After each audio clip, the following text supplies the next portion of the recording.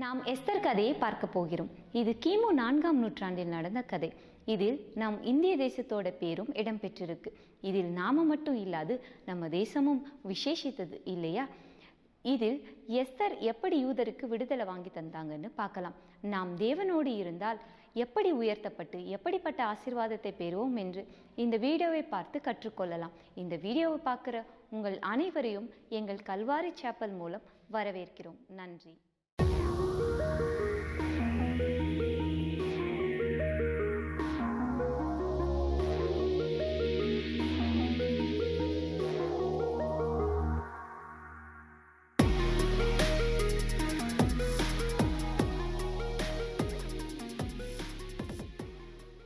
நூற்றி 27 நாட்டை ஆட்சி செய்யும் நம் அகஸ்வேரு ராஜாவோட 3வது வருஷம். அதனால விருந்து செஞ்சிருக்காரு. நீங்க எல்லோரும் சந்தோஷமா இருங்க, விருந்து சாப்பிட்டு கொண்டாடுங்க. நீங்க எல்லாரும் விருந்து சாப்பிட்டு சந்தோஷமா இருங்க. நாளைக்கு என் அழகு ராணிய உங்கள் முன்னாடி கொண்டு வரேன்.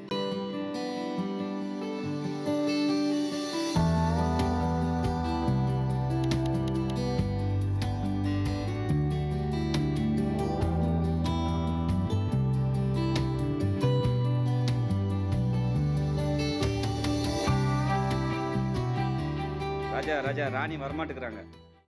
ஏன்? அவங்க அழக அவங்க யாருக்கும் காட்ட விரும்பலையாம். 7 பிரபுக்களையும் வர சொல்லுங்க.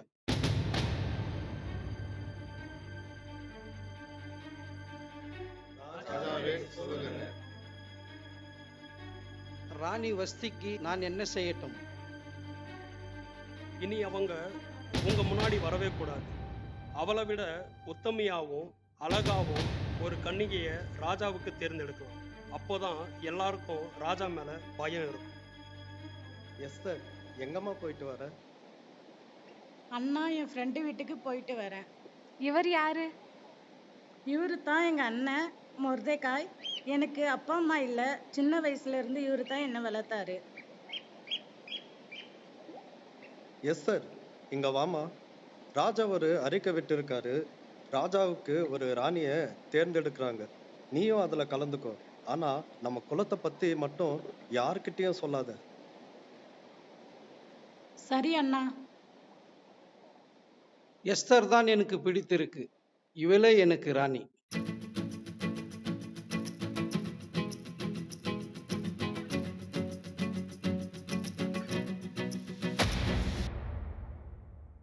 ராஜாவை எப்படின்னா கொல்லணும். ஐயோ, இவங்க ராஜாவை கொல்ல சதி செய்யறாங்களே. இதை எப்படியாவது நான் ராஜா கிட்ட சொல்லணும். ராஜாவே, அந்த பித்தானும் தேராசும் உங்களை கொல்ல சதி செய்யறாங்க. அதை விசாரிங்க.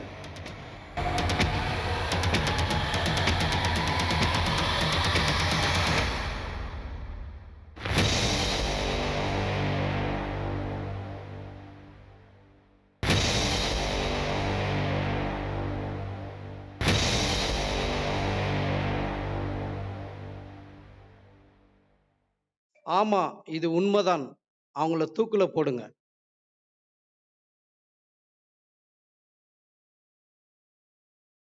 இவர்தான் ஆமான், எனக்கு அடுத்து இருப்பார். இவரை எல்லாரும் நமஸ்காரம் பண்ணுங்க.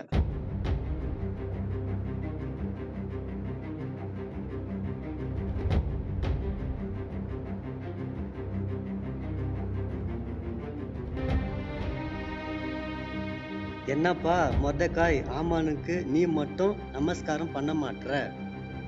இந்த மொர்தெகாய் ஒரு யூதன், அதான் உங்களை வணங்க மாட்டான். இவனை மட்டுமல்ல, இவன் குலமே இல்லாம பண்ணிடுவேன். ராஜாவே, நாட்டுல ஒரு ஜாதி ஜனங்க அதிகமா இருக்கிறாங்க. அவங்க ராஜாவின் சட்டத்தை மதிக்கிறது இல்ல. உங்களுக்கு சம்மதம்னா அவங்கள விடக்கூடாது. உன் இஷ்டப்படி செய்.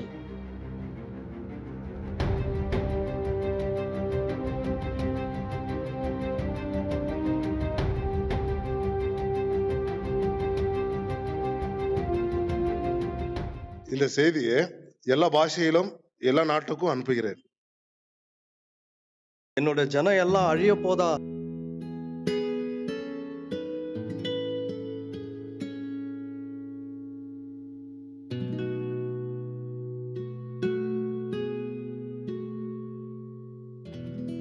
ராணி, உங்க அண்ணன் துணியை கிழிச்சுக்கிட்டு ரெட்டுடுத்தி சாம்பல்ல உக்காந்துட்டு இருக்காரு. அவருக்கு என்ன ஆச்சு ஆத்தாகு? எல்லாம் சரியாயிடும்.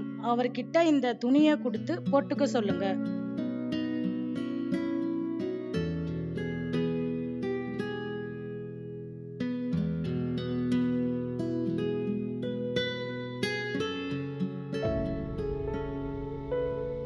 இது எல்லாம் எனக்கு வேணாம். நான் சொல்றத ராணி கிட்ட போய் சொல்லுங்க. நம்ம யூத குலத்தை அழிக்க ஆமான் சதி பண்றான்.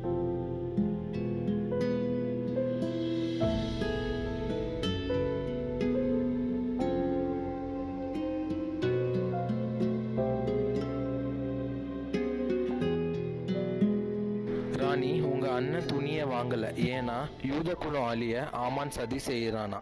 நீங்க ராஜா கிட்ட போய் பேசணுமா? ராஜா கூப்பிடாம நான் எப்படி போக முடியும்?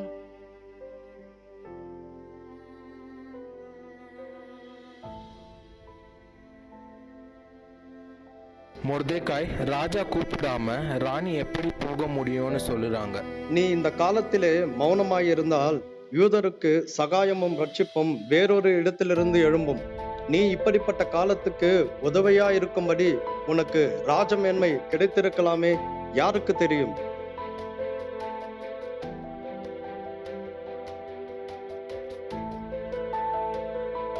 ஆத்தாகுவே, நீங்க போய் மொர்தெகாய்க்கு சொல்லுங்க, யூதரை எல்லாரும் கூடி வர செய்து 3 நாள் அல்லும் பகலும் புசிக்காமலும் குடிக்காமலும் இருந்து எனக்காக உபவாசம் பண்ணுங்க.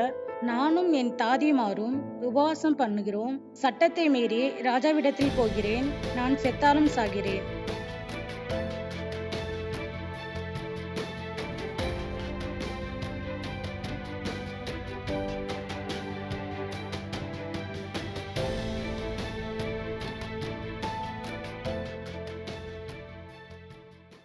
எஸ்தர் ராஜாத்தியே, உனக்கு என்ன வேண்டும்? இந்த ராஜ்யத்தில் பாதி வேண்டுமானாலும் தரேன். ராஜாவுக்கு விருப்பமானா நீங்களும் ஆமானும் 2 நாள் விருந்துக்கு வாங்க. சரி, வரோம்.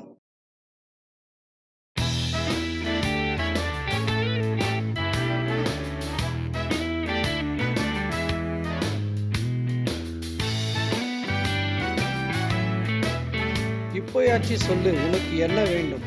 நாளைக்கு சொல்றேன் ராஜா.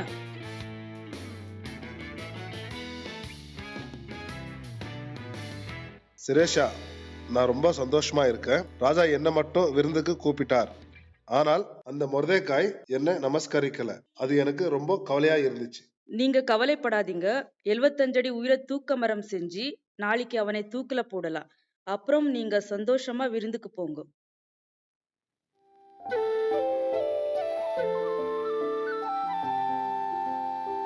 பிக்தான் தேராசுவின் கொலை சதியை ராஜாவுக்கு தெரிவித்து ராஜாவின் உயிரை காத்த மொர்தெகாய்.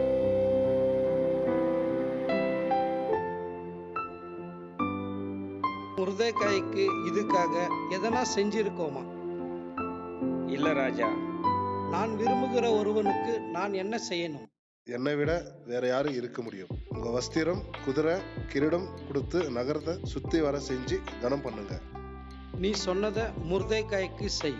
இன்னைக்கு 2வது நாள். இப்போவாச்சு சொல்லு, உனக்கு என்ன வேண்டும்? என் ராஜ்யத்தில் பாதி வேண்டுமானாலும் தரேன். ராஜாவின் கண்களில் எனக்கு கிருபை கிடைத்தது. நானும் என் ஜனமும் அழிக்கப்பட இருக்கிறோம். இப்படி ஒருவன் சதி செய்திருக்கிறான். இப்படி செய்ய சதி செய்தது யார்? இந்த துஷ்டன் ஆமான் தான். இவனை தூக்கில் போடுங்கள். Praise the Lord. இப்போ பார்த்த எஸ்தர் கதை மூலியமாக ஒரு 7 காரியத்தை கற்றுக்க போகிறோம். முதலாவது காரியம், நீங்கள் எந்த நிலைமையில் இருக்கீங்கன்ட்டு இல்லை, உங்களோட நம்பிக்கையை தான் தேவன் பார்க்கிறார். 2வது காரியம், தேவனுடைய கட்டுப்பாட்டில் எல்லாமே இருக்கணும், நம்பிக்கை வையுங்க. 3வது காரியம், கஷ்ட நேரத்தில் எஸ்தரை போல ஜெபிக்கணும். 4வது காரியம், தேவன் உங்களை உயர்த்தும் முன் உங்களை தயார் செய்வார். 5வது காரியம், மொர்தெகாய் போல நியாயத்தை காக்க தயங்கக்கூடாது. 6வது காரியம், உங்கள் வேதனையை தேவன்கிட்ட ஜபத்தின் மூலியமாக சொல்லுங்க. 7வது காரியம், மனுஷனுடைய ஆலோசனையை கேட்டு தவறு செய்யலாம். தேவனுடைய நியாயத்தை எஸ்தரை போல தேடணும். தேவன் உங்களை ஆசீர்வதிப்பார்.